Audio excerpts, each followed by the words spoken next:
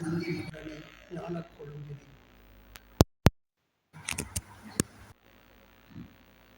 எல்லாம் வல்ல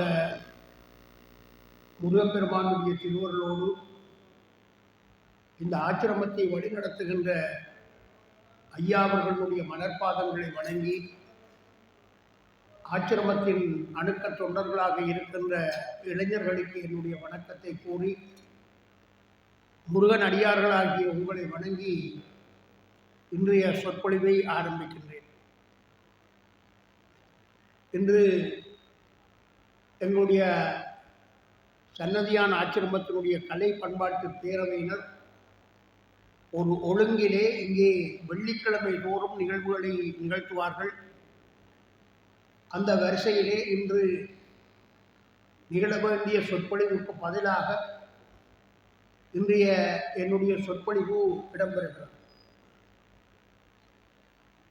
தம்பி துரை கணேசமூர்த்தி குறிப்பிட்டது போல, நம்முடைய பெரு இலக்கியங்கள் எல்லாம் இன்று காணாமல் போய் கொண்டிருக்கின்ற ஒரு சூழ்நிலையிலே நாம் வாழுகின்றோம். பல இலக்கியங்கள் நம்மோடு இல்லை.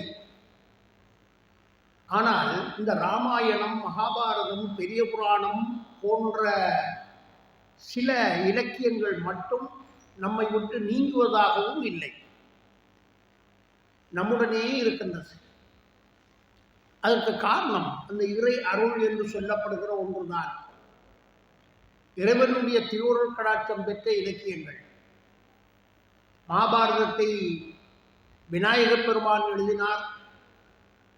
ராமாயணத்தை வியாச முனிவர் ஆக்கி தந்தார்.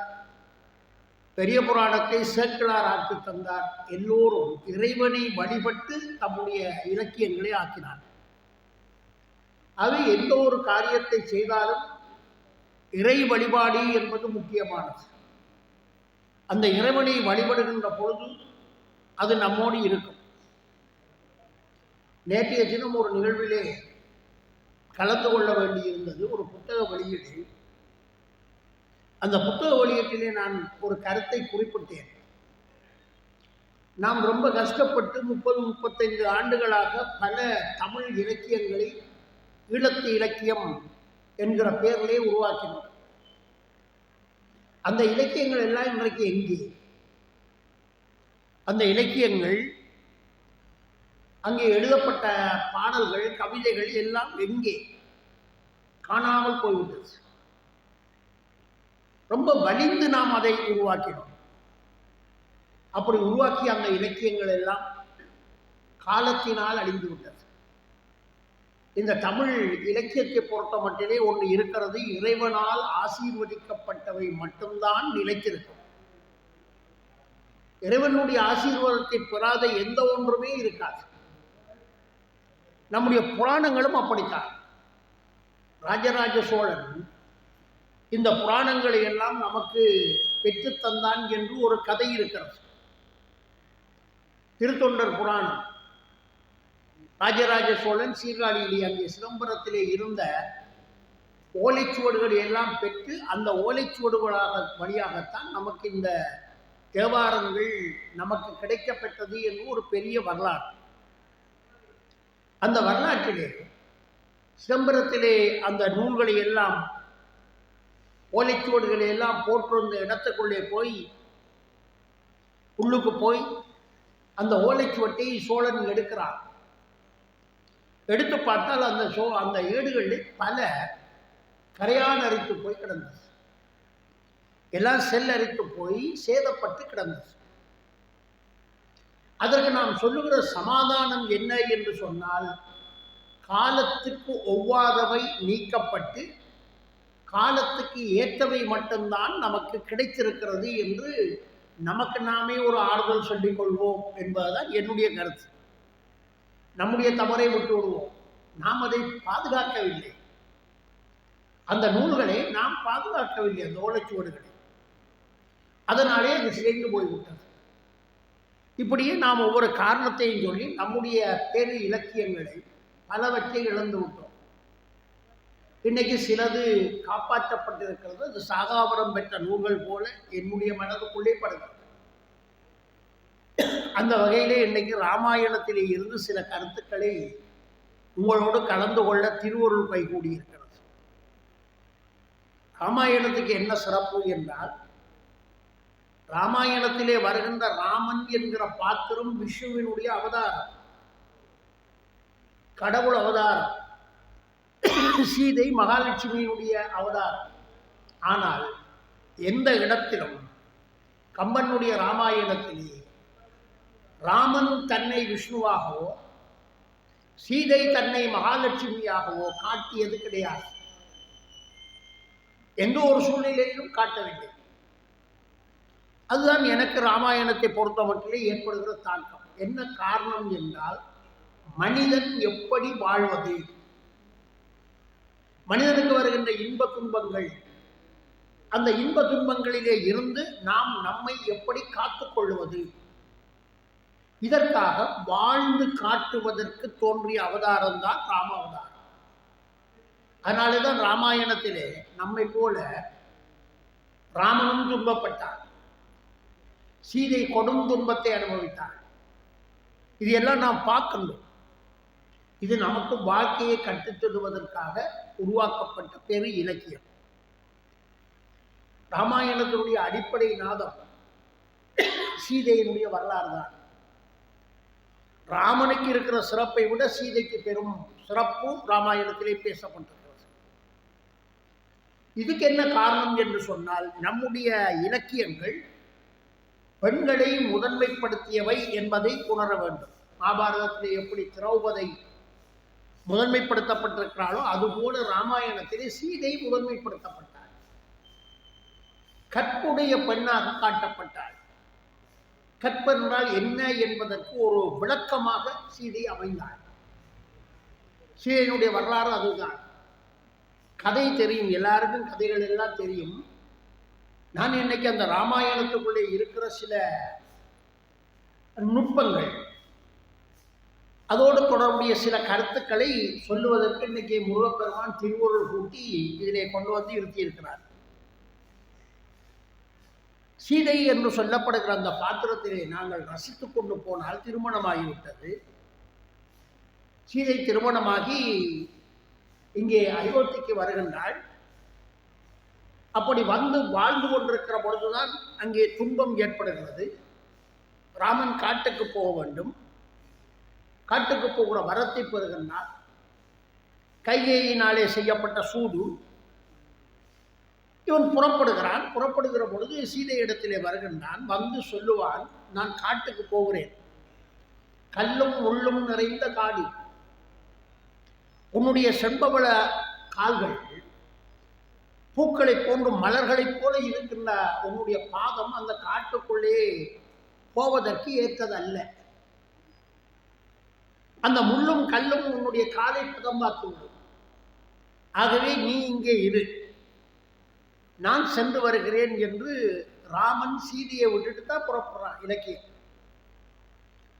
இப்போ இதை நான் பார்க்குற பொழுது, என்னுடைய கோணம் வந்தானே, இதை பார்க்குற பொழுது இன்னைக்கு எப்படி இருக்கிறது, இன்னைக்கு எப்படி இருக்கிறது, எப்படா இந்த புருஷன்காரனை வெளிநாட்டுக்கு அனுப்புறது, எப்படி பார்சல் பண்ணலையா, அது இன்பமோ துன்பமோ அதெல்லாம் இல்லை. இன்னைக்கு பண வாழ்வு என்று சொல்லுவோம். இன்னைக்கு வாழ்க்கை என்று சொல்லப்படுவது அன்பை தூக்கி எங்கேயோ வைத்துவிட்டு பணம், சௌகரியங்கள். சௌகரியத்தில் பிழை இல்லை. சௌகரியம் வேண்டாமான்னு கேட்டால் இல்லை, அதெல்லாம் தேவை.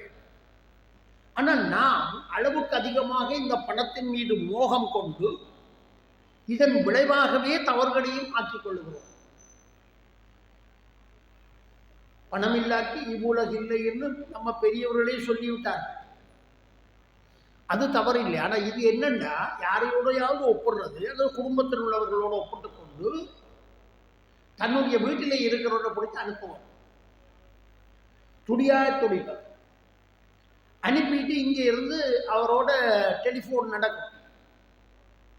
இந்த டெலிஃபோன் டயலாக்கள் எல்லாம் கேட்டீங்கன்னு சொன்னால் ஒவ்வொருத்தரும் தற்கொலை பண்ணி சாகும்.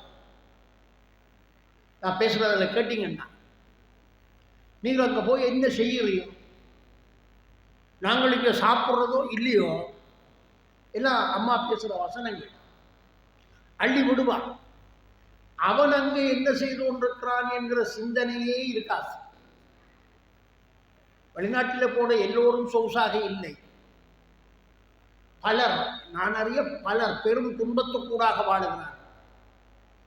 அங்க போய் ஏதாவது வேறு வேலை செய்கிறவன் தான் எனக்கு ஒரு மாதிரி இருக்கிறான். மற்றும்படி இப்படிதான். நான் என்னுடைய பயணங்கள் எல்லாம் இந்த காட்சிகளை பார்த்திருக்கின்றேன். இங்கே நாம் வெறுத்து ஒதுக்குற தொழில் சில பேர் நாம நம்முடைய வீட்டுக்குள்ளேயே எடுக்கிறோம். பலர் இருக்கிறார், இன்னைக்கும் இருக்கிறார்கள். வீட்டு வாசப்படியெல்லாம் வச்சிருப்பார்கள், உள்ளுக்கு எடுக்க மாட்டார்கள். ஏன்னா அவர் இன்னார் என்ன தொழில் செய்கிறார், இன்னார் என்ன தொழில் செய்கிறார். ஆனா இங்கிருந்து ஏற்றுமதியாகி அங்கே போனவர்கள் என்ன தொழில் செய்கிறார்கள் என்று ஒரு ஆராய்ச்சி பண்ணி பார்த்தால் அத்தனை பேரும் தற்கொலை பண்ணி சாகும். என்னோடு கடமையாற்றிய ஒருவர் அதிபர், பிரபல கல்லூரியினுடைய அதிபர், இங்கே இருந்து ஏதோ காரணங்களினாலே, அவர் இங்கே இருந்திருக்கலாம், ஆனால் ஏதோ காரணங்களினாலே அவர் புறப்பட்டு வெளிநாட்டுக்கு போனார். நான் அவரை சுவிட்சர்லாந்து நாட்டிலே கண்டேன். கண்ட பொழுது என்னை கண்டு அவர் அந்த கூடி குறுகி ரொம்ப அந்தரப்பட்டு ஓடி வந்தார். என்ன காரணம் என்றால், அவர் ஒரு ஹோட்டலில் மேச துடைக்கிற வேலை செய்து கொண்டிருந்த காட்சி. ஒரு பட்டதாரி, எம்எஸ்சி விஞ்ஞான பட்டதாரி, அவர் அங்கே போய் செய்து கொண்டிருந்த வேலை அது. அந்த தொழிலை நான் குறைச்சி சொல்ல இல்லை, எல்லாம் தொழில்தான், செய்யும் தொழிலே செய்வோம். ஆனால் அங்கே போய் அந்த தொழிலைத்தான் செய்தார். அண்மையில் அமரராயிட்டார். சின்ன குறிப்புக்காக சொல்றேன், ஒரு பிரபல பாடசாலையினுடைய அதிபர் புத்தகம் எழுதினார். அப்பேற்பட்டவர் அங்கே போய் செய்த வேலை இதுதான். ஆகவே தொழில் குறைவு அல்ல, தொழிலில் குறைவு கிடையாது, நம்முடைய மனதுக்குள்ள கோளாறு. அதே தொழிலை செய்கிற இங்கே இருக்கின்றவர்களை நாம் மனிதர்களாக ஏற்றுக்கொள்வதில்லை. இப்போ இங்கே ராமன் சொல்லுகிறான் சீதைக்கு, காட்டுக்குள்ளே போனால் கல்லும் முள்ளும் எல்லாம் குத்திரும், டேமேஜ் ஆயிரும், நீ வராது. அப்போ இந்த பொண்ணு நம்ம பெண்ணாக இருந்தால் என்ன செய்யணும்? சரி, நீங்கள் சொல்கிறது சரிதான், நீங்கள் போயிட்டு வாங்க, நான் இங்கே அயோத்தியில் இருந்து நல்லா சாப்பிட்டுக்கு இப்படி சந்தோஷமாக இருக்கிறேன்னு சொல்லி அனுப்பியிருக்கோம். நான் என்ன சொன்னால் தெரியுமா? அந்த கணவன் சொன்ன வார்த்தையை கேட்டவொன்னு சொன்ன, உன் பிரிவினும் சுடுவோ பெருங்காடுகள். அவ போட்ட வசனம், அந்த கம்மன் போட்ட அந்த முதல் உன் பிரிவிலும் சுடுமோ பெருங்காடுகள். இவ்வளவு தூரம் நீ சொல்றியே, இவ்வளவு நேரம் நீ ஒன்றை யோசிக்க மறந்து விட்டாயே, உன்னுடைய பிரிவை விட இந்த காடு என்னை சுட்டு விடுமா? உன் பிரிவிலும் சுடுமோ பெருங்காடு என்னால். அது ஒரே ஒரு வசனம் தான். ராமன் அடுத்த கதைக்கு இல்லை, ராமன் அடுத்த வசனம் கதைக்கு இல்லை. சீதையினுடைய மனோநிலையை புரிந்து கொண்டவன் அவன். ஒரு கணவன் மனைவியினுடைய மனோநிலையை புரிந்து கொள்ள வேண்டும், மனைவி கணவனுடைய மனோநிலையை புரிந்து கொள்ள வேண்டும். அப்படி இருக்கிற பொழுது அது வாழ்க்கை. வாழ்க்கை அல்லாவிட்டால் அது வழுக்கல். இங்க பெரும்பாலும் வழுக்குது. இப்ப பெரும்பாலும் வழுக்கிறதுக்கு காரணம் என்னன்னா இந்த ஒவ்வாமை, ஒருவரை ஒருவர் புரிந்து கொள்ளுகிற தன்மை கிடையாது. சீதை சொல்லிட்டால், சொன்ன உடனே ஒரு கதையும் கிடையாது, ஒரே ஒரு சொல்லுவான், நீ காட்டுக்குள்ள வந்து துன்பப்பட போகிறாய், காட்டுக்குள்ள வந்து துன்பப்பட போகிறாய், அவ்வளவுதான் சொன்னாலே தவிர நீ வரப்படாதுன்னு சொல்ல இல்லை. அப்புறம் கூட்டிக்கிட்டு போனான்னு உங்களுக்கு தெரியும். அந்த காட்டு வாழ்க்கையில, வன வாழ்க்கையிலே சீதை பெற்ற துன்பங்கள், என்னதான் துன்பம் இருந்தாலும் ராமாயணம் நமக்கு சொல்லுகிற மிகப்பெரிய ஒரு விடயம், எக்காலத்திலும் கணவனும் மனைவியும் பிரியக்கூடாது. கணவனும் மனைவியும் வாழுவதற்காக, நாம ஒருத்தரும் வெள்ளக்காரர் இல்லை, யாரும் தவறாயின்னு நினைச்சாங்க, நாங்கள் ஒருத்தரும் வெள்ளக்காரர் கிடையாது. நாம தமிழர், நமக்குன்னு ஒரு கலாச்சார பண்பாட்டு விழுமியங்கள் இருக்கிறது. நம்மை போல அதை அழுத்தி சொன்னவனும் கிடையாது. ஒருவனுக்கு ஒருத்தி என்ற உயிர் மூச்சை உள்ளடக்கி அரண் எனப்பட்டதே இல்வாழ்க்கை. அந்த அன்பு நெறியை நமக்கு சொன்னது தமிழ் இலக்கியம். அதுக்கு ஒரு எடுத்துக்காட்டு தான் இந்த காட்சி. ராமாயணத்தை இலக்கிய நயத்தோடு பார்க்கறது வேறு. ராமாயணத்தினுடைய செய்யுள்கள் எல்லாம் அற்புதமானவை. 13,613 செய்யுள்கள் கொண்டது கம்பராமாயணம். நான் சொல்றது இடைச்சர்கள் கொஞ்சம் பகுதியெல்லாம் இருக்கு, அதெல்லாம் நீக்கி பல தடவை ஆண்டவனுடைய திருவருளாலையும் எங்களுடைய குருமார்கள் நமக்கு தந்த கொடையினாலேயும் அந்த இலக்கியத்தை திரும்ப திரும்ப திரும்ப படிக்கின்ற பாதி. இப்போவும் என்னுடைய வீட்டிலே மேசையில் ராமாயணம் இருக்கும். அந்த இலக்கியங்களை படிக்கிற பொழுது ஒவ்வொன்றும் ஒவ்வொரு சுவை தரும். காட்டுக்குள்ள போகிறார்கள், காட்டுக்குள்ள ஒரு அற்புதமான மனிதனை நமக்கு ராமாயணம் காட்டும். நம்ம பார்க்க வருகிற பார்வைகள் அந்த அற்புதமான பாத்திரம் தான் குகன் என்று சொல்லப்படுகிற பாத்திரம். வேடுவர், காட்டு வாழ்க்கை வாழ்றோம், ஒரே மீன் நாட்டம். அங்கே கடற்கரையில் மீனை பிடிக்கிறதும் அதை தொழிலாகவும் கொண்ட ஒரு குலத்தினுடைய தலைவனாக இருந்தவன். அவன் இங்கே ராமனையும் சீதையையும் காணுவதற்கு வருகிறான். ஒரு அற்புதமான காட்சி பாருங்க ராமாயணத்தில். ஏன்னா இந்த குகனுக்கு ராம என்கிற நாமம்தான் தெரியும். ராமன் என்கிற பேரை கேள்விப்பட்டிருக்கானே தவிர ராமனை பார்த்தது கிடையாது. ராமன் யாருன்னே தெரியாது. என்ன தோற்றம், கருப்பா, சிவப்பா, உயரமா, குட்டையா, ஒன்றும் தெரியாது. ராமனை பார்க்கறதுக்கு ஓடி வருகிறான், கங்கை ஆற்றை கடந்து கொண்டு வருகிறான். எப்பவுமே போகிற பொழுது தமிழர்களுடைய ஒரு பண்பாடு, எங்கேயாவது போனால் ஏதாவது கொண்டு போகும். குறைஞ்சது ஒரு பிஸ்கட் பேக்கெட்டையாவது கொண்டு போகிறோம் அல்லவா? அது கொஞ்சம் இருக்கு. இப்போ எதையாவது கொண்டு போகும். அது விருந்தோம்பல் பண்புடைய சிறப்பு. குகன் போகிறான். போனால் முன்னுக்கு நின்றது லட்சுமணன். லட்சுமணனுக்கும் ராமனுக்கும் தோற்றத்திலேயே பெரு வித்தியாசம். ராமன் கரிய செம்மல், லட்சுமணன் செக்கச்செவியர்னு சிவப்பு. அப்ப இவனுக்கு ராமனை தெரியாது என்பதற்கு ஒரு அடையாளம் காட்டு கம்மன் என்ன செய்வான்னா, இவர் போகிறார். போகிற பொழுது முதல்ல லட்சுமணனை காண்றான். கண்டவன் இவன் தான் ராமன் நினைச்சா அவற்றை காலில் விழுந்துட்டான். இந்த பக்தி என்ன செய்யும்னா இப்படித்தான் செய்யும். பக்தி இதைத்தான் செய்யும். மனதுக்குள்ளே இருக்கிற அந்த ஆர்வம். லட்சுமணனை கண்டுட்டா இவன் தான் ராமனா இருக்கணும்னு நினைச்சான், காலில் விழுந்துட்டான். விழுந்தா இப்ப லட்சுமணனை பேர்பட்டவன் ராமனுக்கு தம்பி. இப்ப நாம் என்ன செய்வோம், லட்சுமணன் என்ன செய்வோம்? இலக்கியத்தை பார்க்குற பார்வை சரியாக இருக்கணும். அப்பதான் அந்த இலக்கியத்தில் இருக்கிற ஆழமான விஷயம் நமக்கு வரும். நாம் என்ன செய்வோம், ஒருத்தன் தவறி காலில் விழுந்துட்டான்னா உடனே அவனை எழுப்பி, நான் இல்லை அவர், நீங்கள் யாரையோ பார்க்க வந்த நீங்கள், இவ்வளவு சொல்லி அந்த வந்தவன் காலில் விழுந்தவன மனதை உடைச்சு முடிச்சிடுவான். இவன் என்ன செய்தான், லட்சுமணன் பேசவே இல்லை. அதான் கம்பன் பேசவே இல்லை, ஒன்றும் பேச இல்லை. நேராக போகிறான் உள்ளுக்கு, பந்தசாலைக்குள்ள உள்ளுக்கு இருக்கிற முனிவர்களோடு இருக்கிறான் ராமன். ராமனை நோக்கி போகிறான். போயிட்டு என்ன சொன்னான்? நாம் என்ன சொல்லுவோம், ஒரு பெரிய டயலாக் பேசுவோம், நேற்று பேப்பரில் எழுதி வச்சு வாசிப்போம். இவன் என்ன சொன்னான்? ஒரு ஆள் வந்திருக்கிறார், அவர் எப்படிப்பட்டவன்னா தாயிலும் நல்லன். முடிஞ்சது கதை. இதான் அந்த இலக்கியத்திலே காட்டப்பட்டிருக்கிற பார்த்து. ஒரு சாதாரண லட்சுமணன் முதல் அந்த இடத்துல பேசப்படாது, பேச இல்லை, வாய மூடிட்டான். பேசினா பிழைச்சிடும். அடுத்தது ராமனுக்கு அறிமுகப்படுத்தவனும் ஒருவரை அறிமுகப்படுத்துகிற பொழுது அலட்டப்படாது.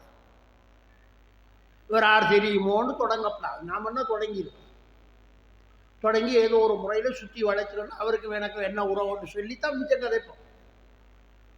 இவன் ஒன்றும் சொல்ல இல்லை. ராமன் வந்திருக்கிறவனை பற்றி தெரிந்து கொள்ள வேண்டும். ஒரே ஒரு சொல்லு போட்டான் கம்பன், தாயிலும் நல்ல. அங்கே என்ன போட்டான், உன் பிரிவிலும் சுடுமோ பெருங்காடுன்னு ஒரே ஒரு வார்த்தை, ஒரு பெரிய கதை முடிச்சு. அதுக்கு முதல் போகின்ற பொழுது ராமனும் சீதையும் சந்திக்கிற பொழுது ஒரு வார்த்தை போனால் அண்ணனும் நோக்கினாள் அவளும் நோக்கினாள், முடிஞ்சது. இன்னைக்கு எத்தனை சினிமா படங்கள் எடுக்கிறாங்க, அந்த படங்கள் அத்தனையிலிருந்து இந்த ஒரு காட்சியை கொண்டு வந்து காட்டி விட முடியுமா? அதுபோல அங்கே ஒரு சொல்லு, அதான் ராமாயணத்தை சொல்லுகின்ற பொழுது ஒரு வில் ஒரு சொல். ராமாயணம் முழுக்க ஒரு சொல்லுக்குள்ளாலேயே நகரும்.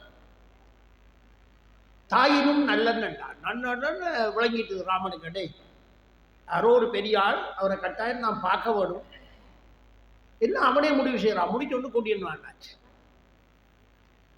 போன் போகிறான். போன் போய் ராமனுக்கு முன்னாலே அப்படியே சாட்சாங்கமா விழுந்தான். விழுந்த உடனே என்ன செய்திருப்போம், நாம என்ன செய்திருப்போம்னா இப்ப சிந்திக்க வேணும். என்ன தெரியுமா, நான் தான் கங்கைக்கரைக்கு அதிபன், அரசன் என்று நம்ம பெருமையை சொல்லுவோம். ஒண்ணுமே அவன் பேச இல்லை, விழுந்து கும்பிட்டான். கொண்டு வந்துட்டு விழுந்துட்டு சொன்னான், என்னண்டா ராமா, உனக்கு கொடுக்கறதுக்காக மீனும் தேனும் கொண்டேன்.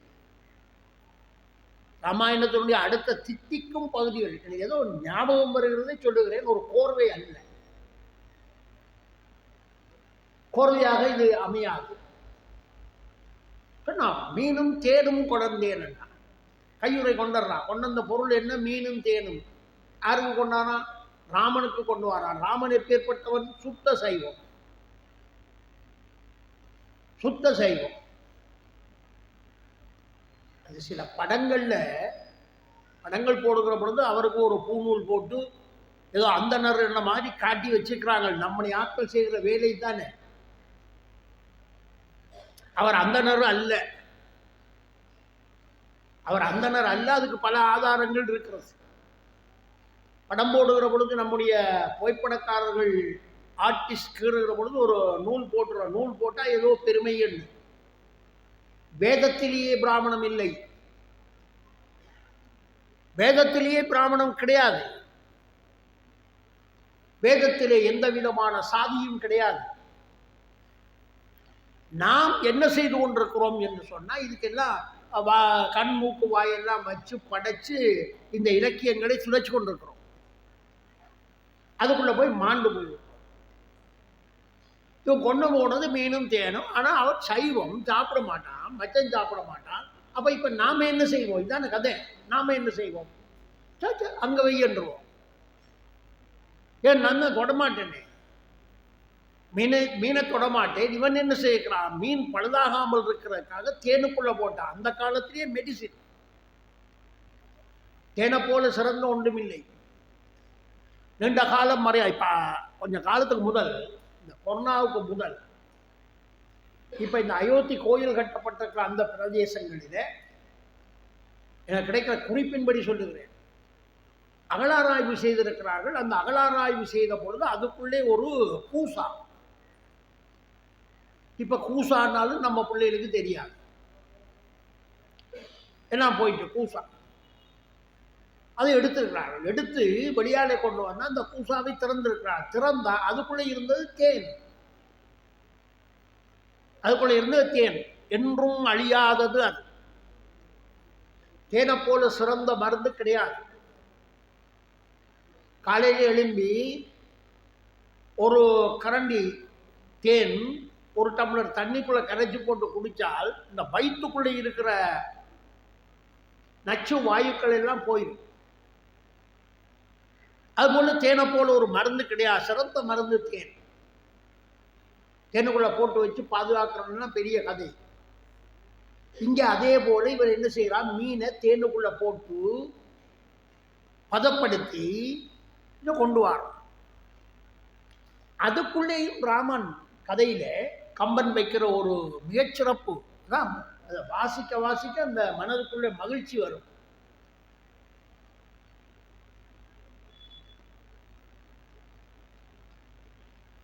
என்ன சிறப்புன்னா, தேன் எங்கே இருந்து வரும், கொம்பு தேன்.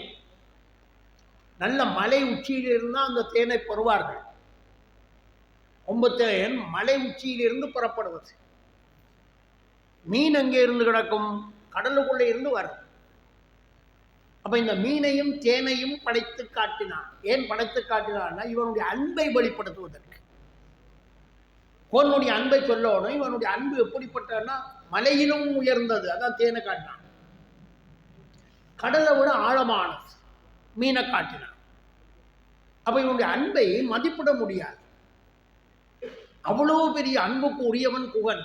இதை காட்டுறதுக்கு தான் இந்த மீனும் தேனும் எல்லாம் வச்சு இலக்கியம். ராமாயணத்தை சொல்றன்னா 4 வரி தான் பாருங்க. 4 வரி. தசரதன் ஆண்டான் 60 ஆண்டுகள். அவனுக்கு 4 பிள்ளைகள் பிறந்தார்கள். காட்டுக்கு போனான். சீதையை திருமணம் செய்து காட்டுக்குள்ள போனான். அனுமனோடு நட்பு கொண்டான். ராவணனை கொன்றான். மீண்டும் அரசாட்சிக்கு வந்தான். முடிஞ்சது ராமாயணம். அவ்வளவுதான் ராமாயணம். ராமாயணத்தின் சுருக்கம் இதுதான். ஆனால் இன்றைக்கும் எத்தனை ஆண்டுகள் ஆகிவிட்டது. நாங்களும் பேசுகிறோம்.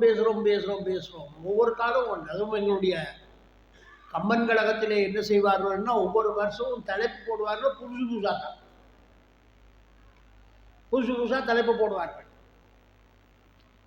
அந்த தலைப்புக்குள்ளே ராமாயணத்தை ஆராயும். அப்ப அப்படி என்ன இருக்குது அதுக்குள்ள? என்ன இதுதான் இருக்கு. அப்ப இது என்ன? நமக்கு வாழ்க்கையை சொல்லித் தந்த இலக்கியம். நாம் எப்படி வாழுவது என்பதற்கு வழிகாட்டியது. அந்த ஒரு வேடுவ பாத்திரத்தை கொண்டு வந்து மலையிலும் உயர்ந்தவன், கடலிலும் ஆழமான அன்பு கொண்டவன் என்பது காட்டுவதற்காக படைத்ததுதான். இது ஒரு செய்யுள் நினைவுக்கு வருது. உடனே ஸ்ட்ரைக் பண்ணி ராமனும் சீதையும் கங்கை ஆற்றை கடந்து போகிறார். அப்படி போகிற பொழுது இந்த கம்பன் என்ன செய்கிறான்? ஒரு பாட்டு போடுறாங்க. அருமையான செய்யுள். அப்படி போகிறார்கள் 2 பேரும். ராமன் போகிறான். அவனுக்கு அடுத்தது சீதை போகிறாள். 2 பேருக்கும் காவல்காரன் லட்சுமணன் போகிறான். போகிற பொழுது பாட்டு.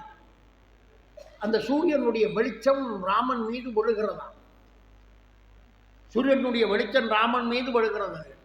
உடனே கம்பனுக்கு கவிதை வருகிறது. வெய்யோன் ஒளி, வெய்யோன் ஒளி தன் மேனியின் விரி சோதியில் மறைய. 16 சொச்ச கம்பராமாயண பாடல்களிலே நான் பெரும் ரசித்து படிக்கின்ற ஒரு பாட்டு இது ஞாபகம் வந்துச்சு. வெய்யோன் ஒளி என்ன? சூரியனுக்கு எத்தனை பேர்? 1000 பேர். சூரியனுக்கு பேர் சொன்னால் சொல்லிக்கொண்டே போகலாம். அவ்வளவு பேரும் இருக்க. இந்த கம்பன் செய்கிற பம்பை பாருங்கள். என்ன செய்கிறான்னா வெய்யோன் என்று போடுறான் ஒரு சொல்லு. ஏன் வெய்யோன் என்று போட்டான்?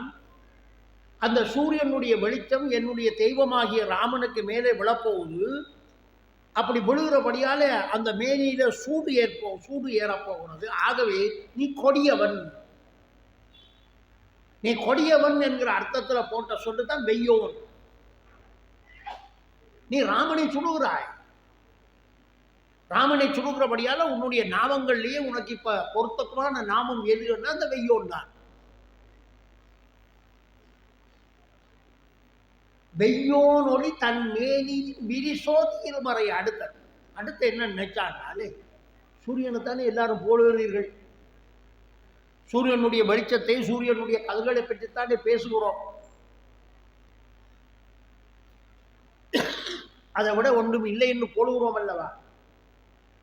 பிறகுதான் கோபம் வந்துட்டு சூரியனுடைய அந்த கீட்டு ராமனுடைய மேல விழுந்து சூடு ஏற்றி விட்டது என்பதால் வந்த கோபம். அதால என்ன சொல்லுகிறான்? வெய்யோன் ஒளி, சூரியனுடைய வெளிச்சம் தன் மேனியில், ராமனுடைய மேனியில் பட்டதுனாலே என்ன சொல்லுதுன்னா விரிசோதியில் மறைந்தது. என்ன அங்க போடுற நயம்? ராமனுடைய மேனியிலே இருந்து ஜோதி வருகிறதுதான். ராமனுடைய மேனியிலிருந்து சோதி வருகிறது. அந்த சோதியிலே இந்த சூரியனுடைய கட்டைகள் எல்லாம் மறைந்து விட்டது. நீ கணக்க கதைக்காதே. நீதான் ஆள். சூரிய கட்டை இல்லாவிட்டால் நாங்கள் எல்லாம் இல்லை என்றெல்லாம் பேசாதே. உன்னை விட விரி சோதி இருக்கிறது. அந்த சோதிக்குள்ளே நீ மறைந்து விடுவாய். நினைச்சு பாருங்க, இந்த ஒரு பாட்டுல இந்த ஒரு வரி, வெய்யோனொடி தன் மேனியின் விரிசோதியில் மறைய.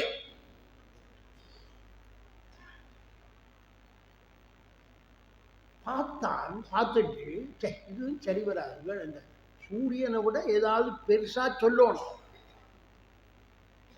அந்த மனம் அடங்கே இல்லை கம்பனு. அடுத்த வரியில் ஒரு மையோ உவமை தேடுகிறார். ராமனுக்கு உவமை பேசணும். இப்ப என்ன உவமை? மையோ, மரிகடலோ, மரகதமோ, ஒவ்வொன்னா உவமை போடுறான். அப்ப அவர் கேட்டு இருக்கல, ஒரு உவமை தான் பேச வேணும், ஒரு உவமை பேச வேணும். அப்ப இவரே 3 உவமை போடுறான். மையோன்னா ஏன் சொன்னான்? ராமன் கருப்பு, மையம் கருப்பு, கண்ணுக்கு அந்த பூசுற மை கருப்பு.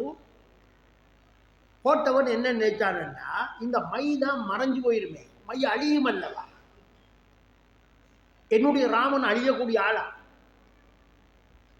அப்ப அழியக்கூடிய ஒரு பொருளை அழியாத பொருளுக்கு ஓமை பேசலாமா?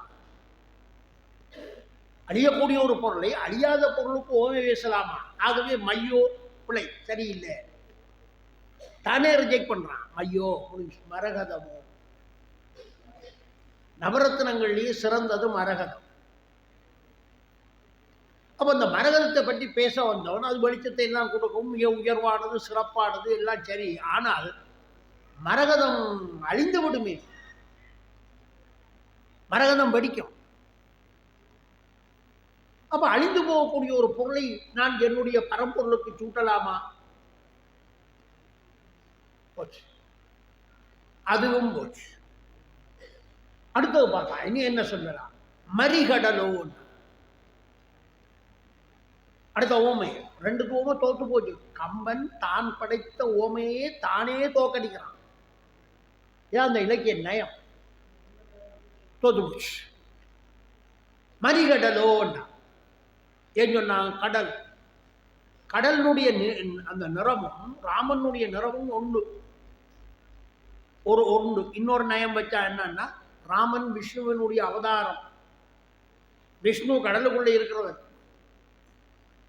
அதை மனதுக்குள்ள வச்சுக்கொண்டு இவன் என்ன செய்கிறான்? மரிகடல்.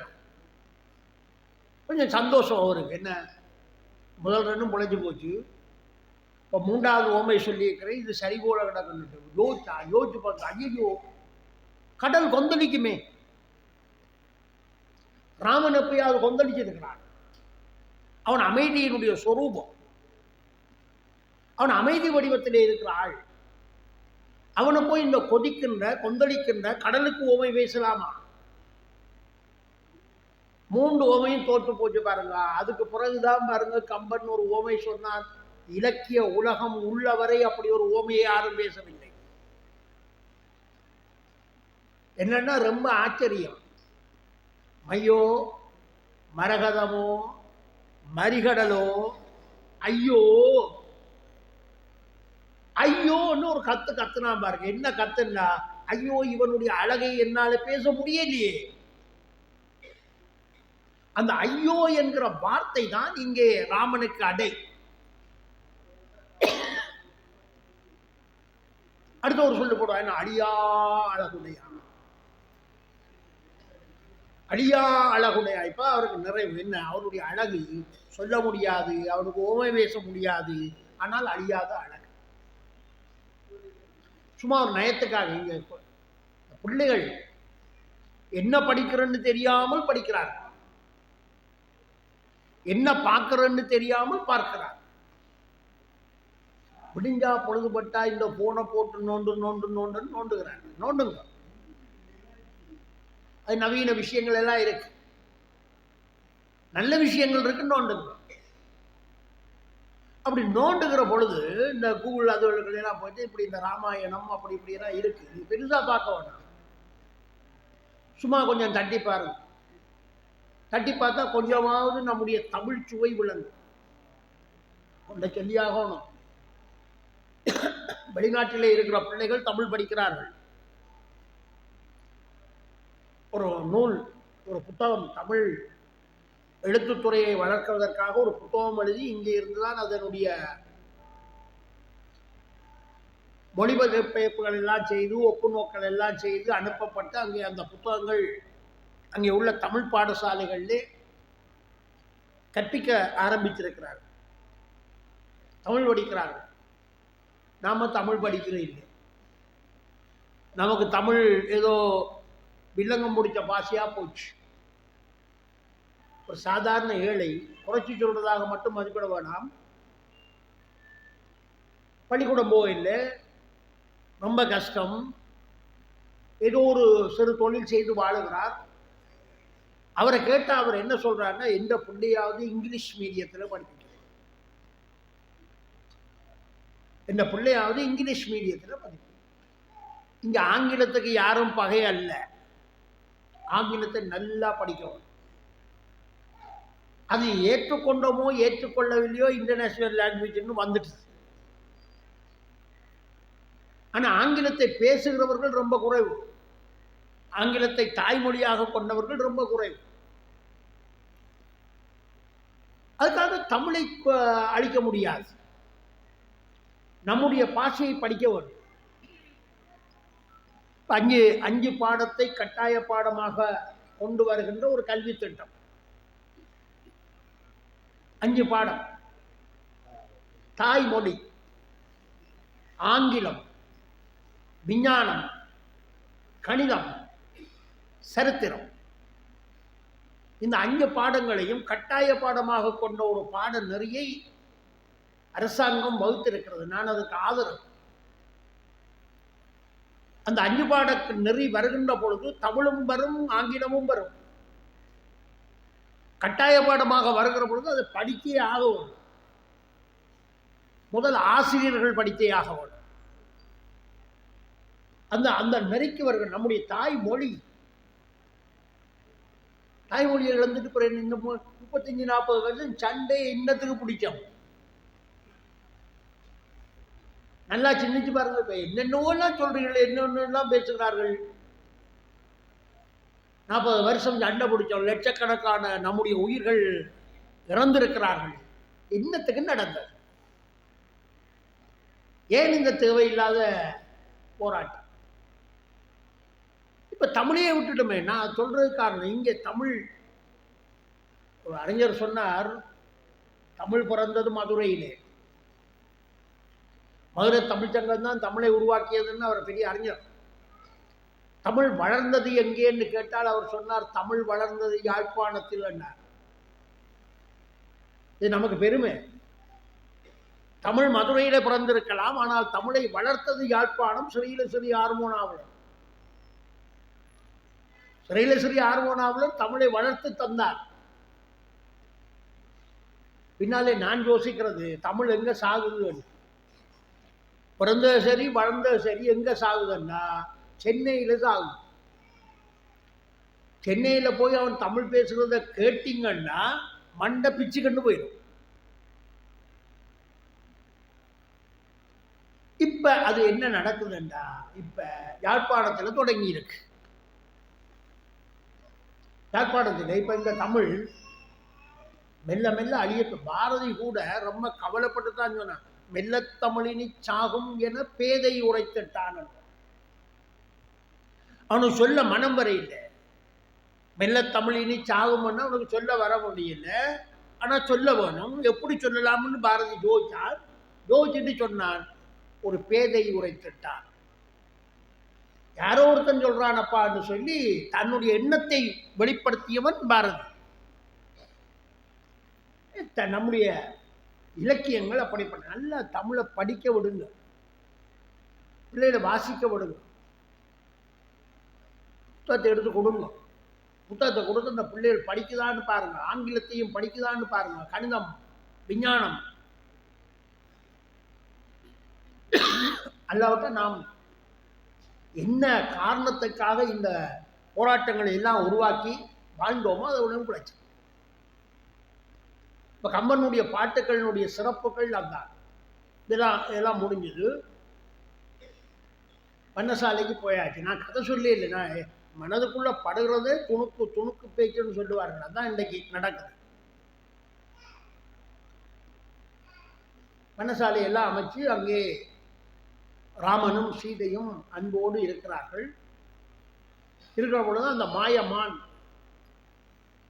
மாரீசன் மாயமானாக வந்தான்.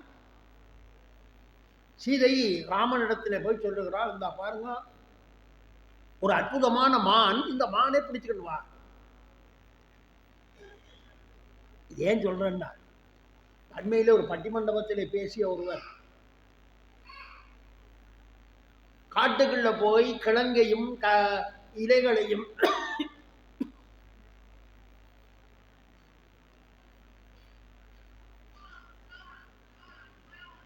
சாப்பிட்டு கொண்டிருக்கிற ஒரு சூழ்நிலையில மானை பிடிச்சுத்தான்னு இவன் கேட்கலாமா? கேள்வி சரிதான். காட்டுக்குள்ள போயாச்சு, சாப்பாட்டுக்கே பிரச்சனை. அவன் லட்சுமணன் போய் கிழங்கையும் இலைகளையும் கொண்டு வந்து கொடுத்தா அதைத்தான் சாப்பிட்டான்ன்றது கதை. இவன் என்ன செய்கிறா? மானை பிடிச்சுதான் கேட்கலாமா? இப்ப பார்த்தா இப்ப நமக்கு என்ன, அது சரிதானே, கேட்கலாமா? காட்டுக்குள்ள போய் இருந்து கேட்கலாம். அதை வடிவா தெரியும். ஏன் கேட்கலாம்னா, அவள் யார்கிட்ட கேட்டாள்? அவள் கேட்டது தன்னுடைய கணவனிடத்தில் கேட்டாள். அதை விட முக்கியமானது, அந்த மானை பிடித்து தரக்கூடிய ஆற்றல் ராமனுக்கு இருக்கு என்பதை தெரிந்து கொண்டு கேட்டாள். நம்ம பெண்கள கதை வேற. கணவனால முடியாததான் இந்த அம்மா கேட்பா. கணவனால வேண்டித்து அவனுக்கு சம்பளமே ஒரு 40,000 ரூபா, குடும்பத்தை நடத்துறதே பெரிய கஷ்டம். எனக்கு 15,000 ரூபாயில பட்டுப்புடவை வேணும்னா அவன் எங்கேயாவது மரத்தில் தொங்கி சாக வேண்டியது. நல்ல மரமா பார்த்து தொங்க வேணும். என்ன மரங்களும் பலம் இல்லை, அது அறுந்து விழுந்துடும். இவன் கேட்டால் ராமனிடத்தில் கேட்டால் உண்டு, கணவனிடத்தான் கேட்டால் கணவனிடத்தில் என்னதையும் கேட்கலாம். கேட்கிற பொழுது என்ன நினைக்க வேண்டும்னா, இது என்னுடைய கணவனாலே தர முடியுமா? இதே கேள்விதான் கணவனுக்கும். தனியா பார்க்காதீங்க, கணவனும் அப்படித்தான். மனைவியிடத்திலே ஒன்றை கேட்டால் அந்த மனைவியாலே இதை தர முடியுமா என்ற சிந்தனை அவனுக்கும் வேண்டும். அப்பதான் அது ஒரு நிறைவான வாழ்க்கை. இவன் போனான், மானை பிடிக்க போனான், கதையெல்லாம் அவங்களுக்கு தெரியும். லட்சுமணன் என்ன செய்தான்? கோட்டை போட்டான். அந்நியாருக்கும் கோட்டை போடா, இந்த கோட்டை விட்டு அங்கால போகாது. என்ன ஏன்னா லட்சுமணனுக்கு விளங்குது இது ஏதோ ஒரு சூது. போயிட்டான் அண்ணனை தேடிக்கண்டு. ராவணன் வருகிறான், வந்து சீதையை கொண்டு போக இதான் காட்சி, உங்களுக்கு தெரிந்த காட்சி. வந்தவன் ராவணன் என்ன செய்தான்? சீதையை பார்த்துட்டான், தன்னையே மறந்துட்டான். பின்னாலே இலங்கையில் போய் கனவெல்லாம் காண்றான் சீதையை பற்றி.